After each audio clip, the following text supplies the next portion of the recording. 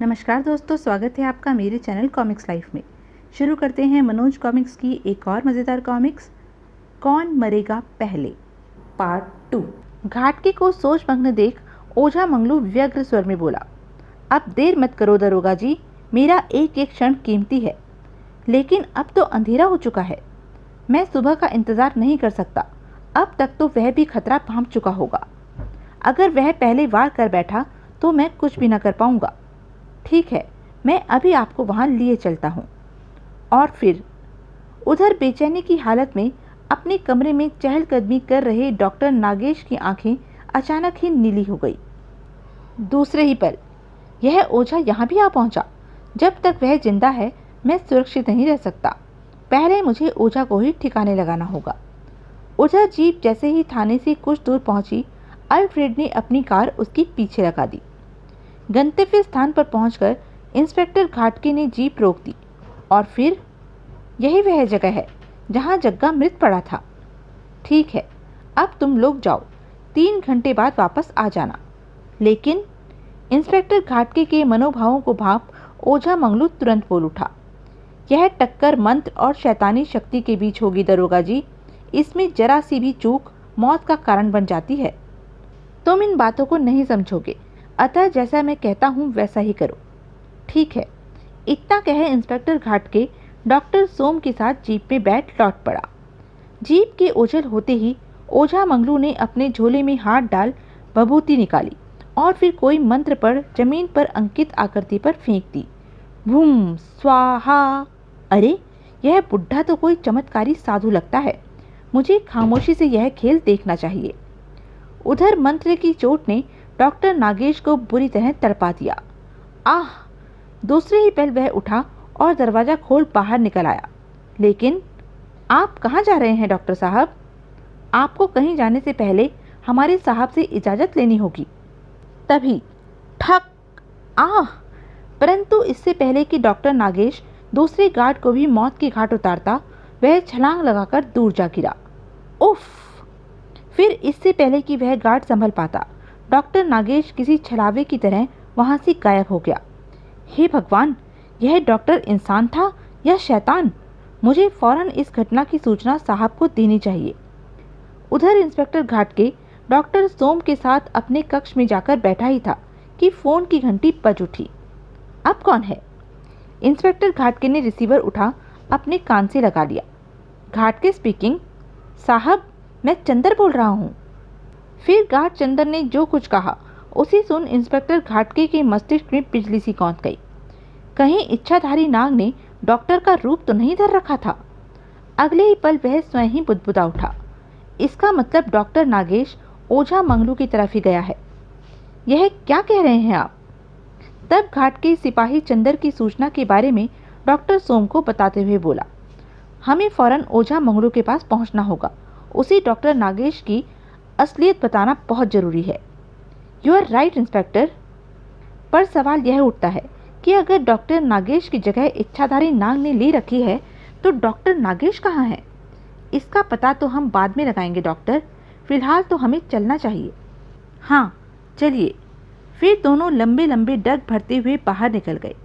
उधर डॉक्टर नागेश ने जैसे ही ओझा मंगलू के समीप जमीन पर बनी आकृति के बीच कदम रखा, आह! छोड़ दे मुझे ओझा, क्यों मेरे पीछे लगा है? अपने असली रूप में आ जाओ नाग देवता। अगर तुमने मेरा कहा माना तो तुम्हें कोई कष्ट नहीं होगा। साथ ही मैं तुम्हें वापस तुम्हारे ठिकाने पर छोड़कर हमेशा के लिए मुक्त कर दूंगा।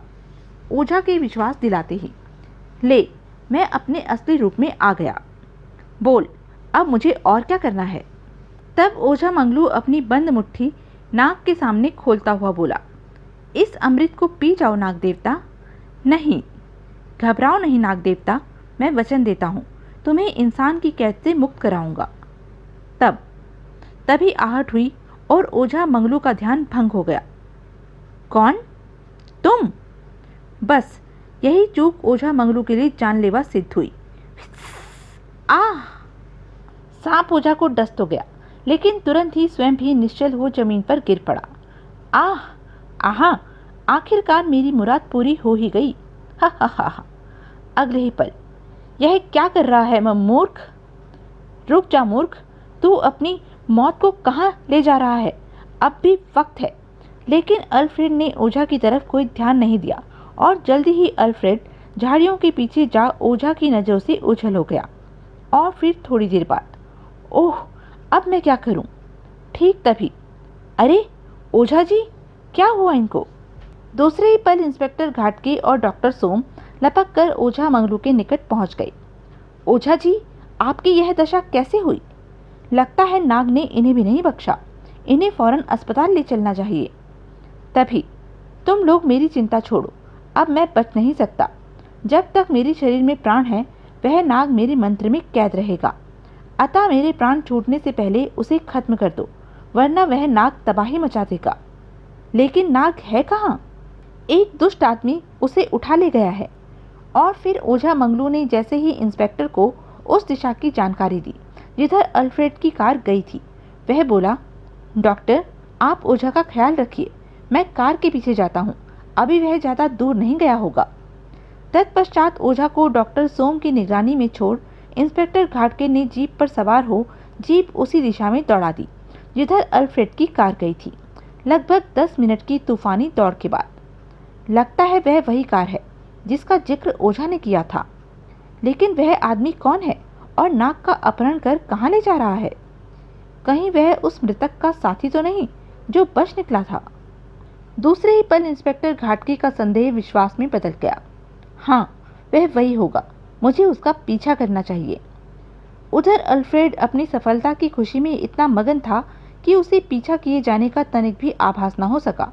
काली झील के किनारे कार रोक वह नीचे उतरा और अपना बैग ले वहां खड़ी एक बोट में सवार हो उस पार जाने के लिए रवाना हो गया। तब तक घाटगे भी वहां पहुंच चुका था। लगता है झील के उस पार उसके और भी साथी मौजूद हैं। खैर, जो भी हो, फिलहाल मैं उस बदमाश को हाथ से निकल जाने का मौका नहीं दे सकता। यह निश्चय कर इंस्पेक्टर घाटगे ने जीप में मौजूद वायरलेस सेट से थाने को अपनी उपस्थिति की जानकारी दी और फिर, चलो उस नाव का पीछा करो। जो हुक्म हुजूर, कहने के साथ ही मांझी ने नाव की पतवार संभाल ली। उधर झील के पार पहुंचते ही अल्फ्रेड ने नाव का किराया अदा किया और पैदल चलता हुआ पुराने मंदिर के खंडर में जा पहुंचा। काम हो गया अल्फ्रेड? हाँ कर्नल, आपका शिकार इस बैग में है। गुड, तुम ठीक समय पर पहुंचे। कुछ ही देर में माइकल हेलीकॉप्टर लेकर यहाँ पहुंचने वाला है। तभी कर्नल का एक साथी बोला, क्यों ना एक बार उस सांप को देख लें जिसके लिए हम इतनी दूर खतरे उठाकर आए हैं। हाँ हाँ, क्यों नहीं, जाने से पहले अपनी तसल्ली कर लेने में क्या हर्ज है। तब कर्नल रॉबर्ट के कहने पर जैसे ही अल्फ्रेड ने बैग का मुंह खोला, बैग में कैद निश्चल नाग एकाएक ही जीवंत हो उठा और फिस, आह! खतरा भांपते ही कर्नल और उसके साथियों ने रिवॉल्वर निकाल लिए, लेकिन सड़ाक! हाय मरा! तभी रॉबर्ट ने फायर किया। धाएं! मुझे बचाओ कर्नल! परंतु फिस, आई! कर्नल रॉबर्ट ने बौखलाकर एक बार फिर नाग को निशाना बनाना चाहा, पर उसे अवसर ही नहीं मिला। आह! मेरी आंख के सामने यह अंधेरा क्यों छा गया है? दूसरे ही पल, अब कोई मेरा कुछ नहीं बिगाड़ सकता। हा हा हा हा। तभी हेलीकॉप्टर की गड़गड़ाहट सुन कर्नल रॉबर्ट का रूपधारी नाग मंदिर से बाहर निकल आया। इस वाहन द्वारा मैं अपने देश वापस लौट सकता हूँ। फिर जैसे ही हेलीकॉप्टर जमीन पर उतरा, यह क्या कर रहे हो कर्नल? मैं माइक। अगले ही पल, आह! तत्पश्चात कर्नल रॉबर्ट ने फुर्ती से चालक की सीट संभाली और हेलीकॉप्टर हवा में उड़ा ले गया। परंतु ठीक तभी इंस्पेक्टर घाटगे वहां पहुंच गया और, तुम बचकर भाग नहीं सकते बदमाश! धाएं धाएं धाएं!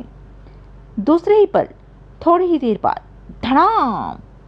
फिर जो कुछ इंस्पेक्टर घाटगे ने देखा वह सचमुच बड़ा ही लोमहर्षक था।